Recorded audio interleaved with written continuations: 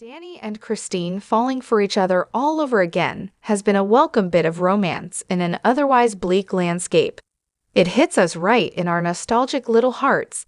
That said, trying to incorporate a reformed Phyllis into the mix for something resembling a love triangle has been a miss. A Phyllis on good behavior is no fun at all, and Danny has no romantic interest in her, so it's a non-starter. Elsewhere, Summer is pining for a man who is taken by Sharon, who we hardly ever see. Those in the loop are pushing Summer to pursue the guy with the reasoning that Chance and Sharon couldn't possibly be serious, which is weird and slightly offensive. Summer's acting pouty as opposed to the calculating version of her that we came to love/hate back when she returned to town in a red convertible stolen from her married lover. Again, a dynamic character that's been watered down a la Phyllis, Adam, etc. Speaking of Adam, he and Sally are inching their way back together while Nick storms around town with a dark cloud over his head. Here again, I want to feel caught up in this reunion, but it's proceeding like another of the many business negotiations. The last thing we need is more droning conversations. Let us see and feel the chemistry, the love, the romance of it all. I want to be swept off of my feet. I loved having Jill in the mix this week. There's never a dull moment in any of her scenes.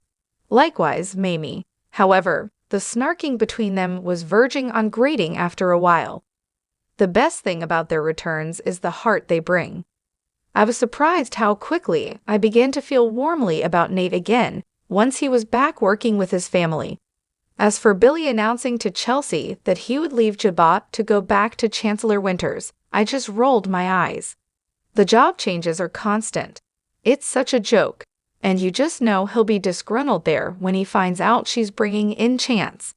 Don't even get me started on that. It's not that Chance shouldn't be a part of his family's company, but it was nice to have characters who were not involved in big business, which is eating the show alive. I like to call it as I see it in this column, and as much as I love Young and Restless, it needs to be said that there are some major issues.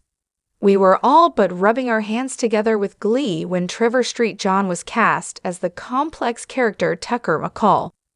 Devon's father and Catherine's son, he had family ties, not to mention ex-lovers, on the canvas, but was known to be rather cutthroat and something of a villain when it came to business. His entrance literally blew the other characters away as he crashed Kyle and Summer's vow renewal in a helicopter, and he proceeded to delight us all with his one-liners and smirky confrontation style. We couldn't wait to see which company he would vanquish first and what pots he would stir. He and Ashley riffed off of each other to the point that we were rooting for the schemer to win her heart, and weren't even upset that none of his threats had come to fruition yet. But at some point, we started to realize that the guy had been on for eons and had done nothing other than deliver the same old routine day in and day out. Yes, he did win Ashley back, but that was a flash in the pan that ended with a distasteful scene in a French cafe that pretty much killed any rooting value left for not only the marriage, but the McCall character. After months and months of posturing and threats, we realized that Tucker was all talk and a bit of a silky drag. His storyline has become a chore to watch. The Abbott family has been dragged down by association, and now the Chancellor Winters gang is being sucked in as well. Being honest, I dread when any aspect of this story comes on, and that's something I feel sad to acknowledge. It doesn't help that the show has become saturated in business storylines to the point that we no longer care whatsoever who runs what company or who holds which title. It's a huge problem. All this viewer wants for Christmas is a hard reset, and I couldn't agree with her post more. Jordan is absolutely crackers, and diabolical to boot, and is the best new villain to come along since Cameron Kirsten's return and Ashland Locke before him. In fact, she's scads better than Locke, because she actually rains terror down on people.